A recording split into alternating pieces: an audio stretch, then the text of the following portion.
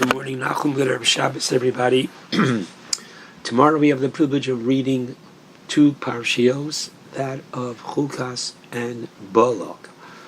We finally catch up to Eretz Yisrael. Eretz Yisrael, they read Parshas Chukas. Last week they're reading one parsha, tomorrow Parshas Balak, and we are reading two. Okay, wonderful. Parshas Chukas brings us into the last year of our being in the desert. And so much happens that the Torah records in that year. Number one, we have the death of Miriam, which according to our rabbis took place on the 10th of Nisan. So we are at the beginning of the 40th year, and Torah tells us that when Miriam died, there was no water, and Rashi tells us, quoting from the Gemara in Tanis, Daf 9, that the water that the Jewish people had during their years in the desert came in the schus, in the merit of Miriam. Okay, we have in this week's, we'll return to this, we have in this week's parasha the passing of Aaron HaKohen, which we know took place on Rosh Chodesh Av. So we're getting even closer to our entry into the land of Israel. And we have in the parsha as well the fact that Am Yisrael asks Sichon and Og, Sichon Melech HaMori, Og Melech HaBashan, to be able to pass through their land, and they will even, quote, buy water from them, even though they had their own. And we know very clearly that both of these superpower, Sichon and Og, did not only not allow the Jewish people to pass through their land, but they came and attacked the Jewish people in the desert. Whoa. And this is how Parshas Chukas ends, with the people getting, quote, a taste of how they're going to defeat the 31 kingdoms in Eretz Canaan by their defeating the two superpowers of Sichon and Og. Parshas Chukas, according to the Chinuch, contains 3 mitzvos. They all involve the Parah Aduma, which is how the parsha begins, the red heifer, which is the quintessential chok, a law without a reason. And why is it so important that we have laws without a reason? Shatnez is a law without a reason, that I can't have in my suit a mixture of woolen and linen threads. Basa b'cholav is a chok, a law without a reason, namely that I have kosher meat and I have kosher milk, but I can't mix the kosher and the kosher. And there are many other chukim in the Torah, and clearly I want everybody to realize that why do we need chukim? Aren't there enough mitzvos in the Torah that I can follow God's way without having laws that we can't understand?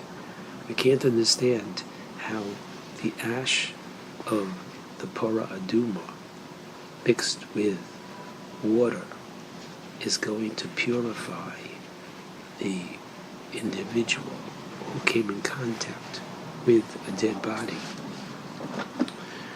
or was under the same roof as a dead body, we can't understand how this works while the persons who prepared the Parah Aduma, they became Tameh in the process of the preparation. The same ingredients that would provide purity provided impurity. And as is attributed to Shlomo HaMelech in his 7th chapter of Koheles, Omartiach Kama, I thought that with God's blessing me of knowledge, I'll be able to understand the entire Torah. Vehi, but it, the Parah Aduma, is Rechoka Mimeni, is even beyond my comprehension. Why do we need Chukim? If we understood all of Torah, then basically, who are we worshipping? Ourselves. What we understand, we do. What we don't understand, we don't do. Comes along the Torah with its Chukim and tells us that there is a understanding that is beyond our understanding. Once again, putting Hashem at the center of our universe and not putting man and his understanding at the center of the universe. Parshas Balak, according to the Chinuch, does not contain any of the 613 mitzvos of the Torah. However, we do find that the Rambam, in his 11th chapter of Hilchos Malachim, where he talks about in chapters 11 and 12 the coming of Moshiach, the Rambam does quote the pasuk from the end of Parshas Balak, and you can discuss at your Shabbos table. Is it not something most remarkable that the closest we have in the Torah about the coming of Moshiach comes through a non-Jewish prophet? And next, the idea whereby David, the pasuk teaches us, Torah kochov b'Yaakov, whereby the Bilam speaks about in the future, and he says, Erenu v'lo ato, Asherenu v'lo korov, chapter 24, towards the end of Balak, verse 17. I shall see him, but not now. I shall look at him, but it's not near.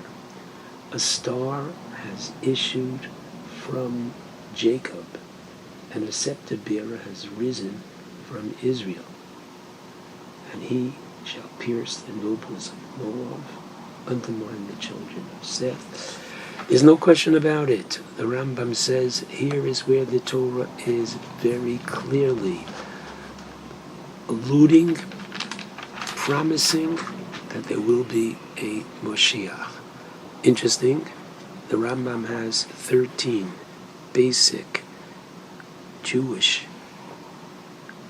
ideas that are crucial for a person to be aligned with philosophically, and the 12th one is Ani Mamim B'Emunah Shlema B'Vias HaMashiach, that there will be the coming of Mashiach.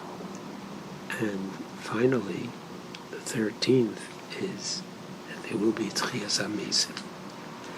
I'd like to focus this morning on a very difficult part of Parshas Chukas, whereby we mentioned that as soon as Miriam died, there was no water for the Jewish people.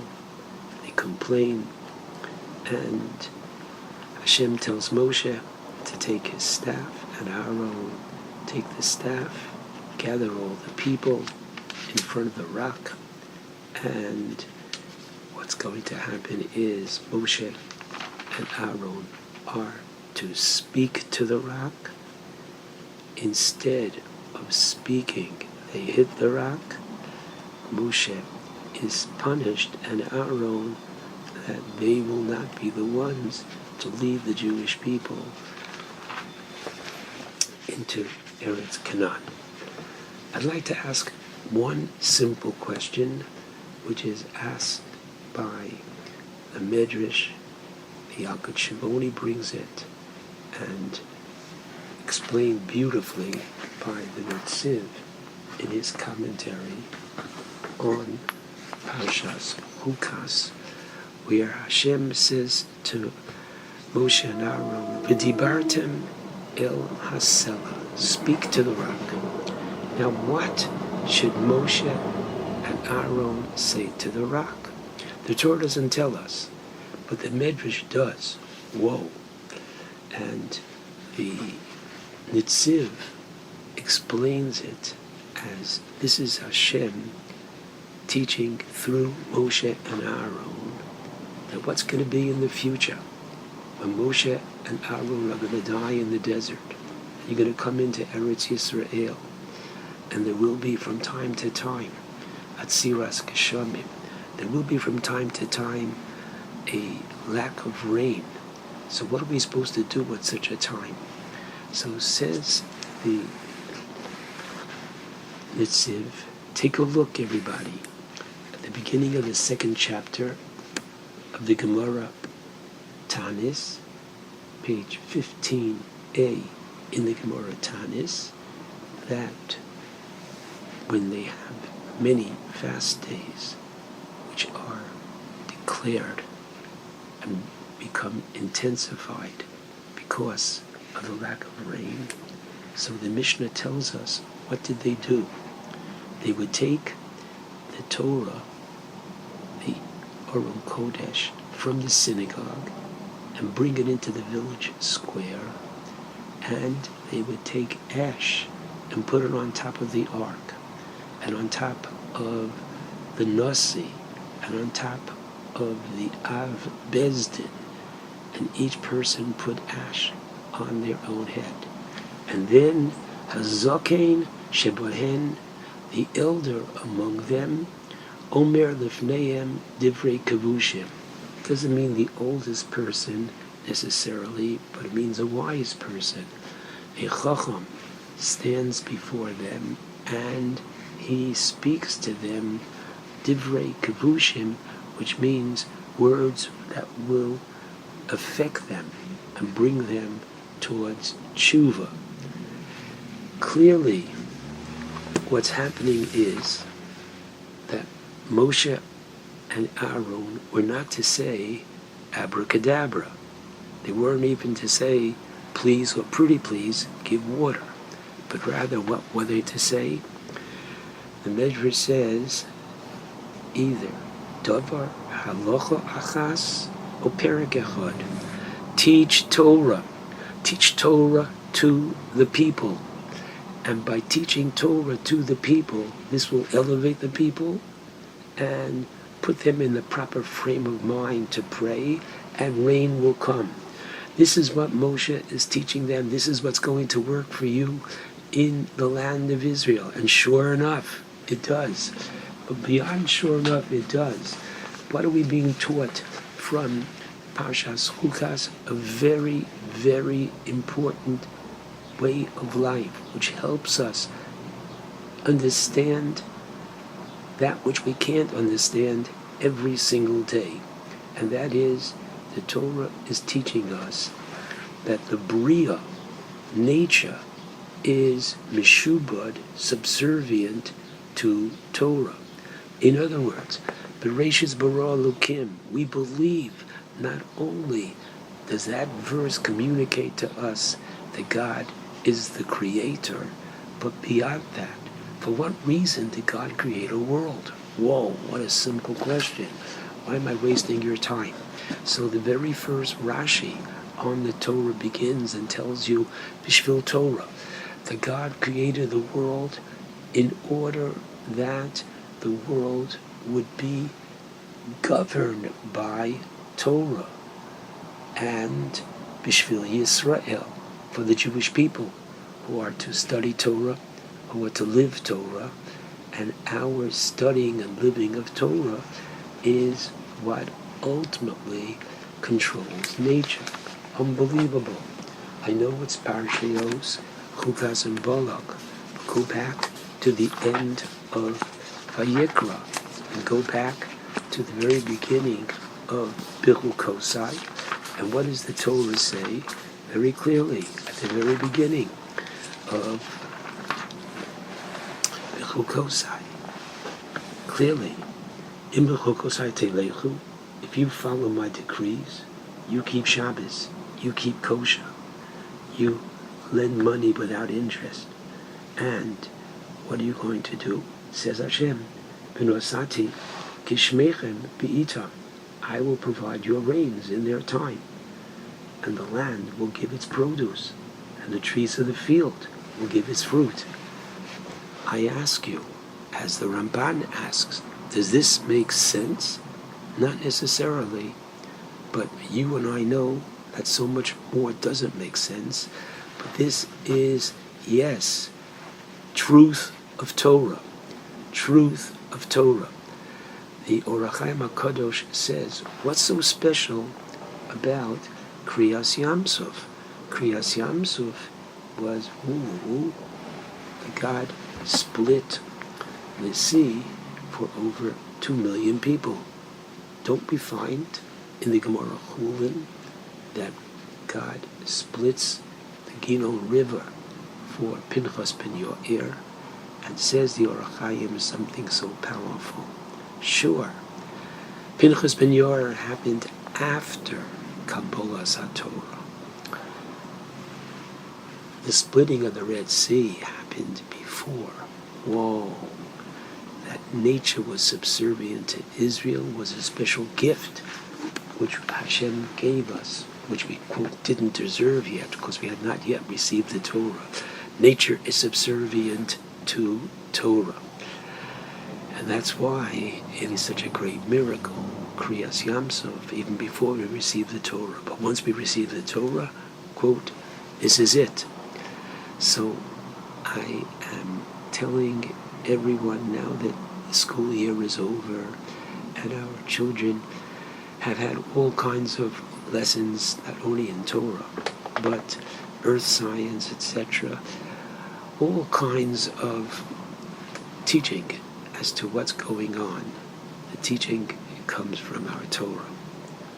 The Torah is the reason why God created the world, and the world resolves and revolves around the Torah.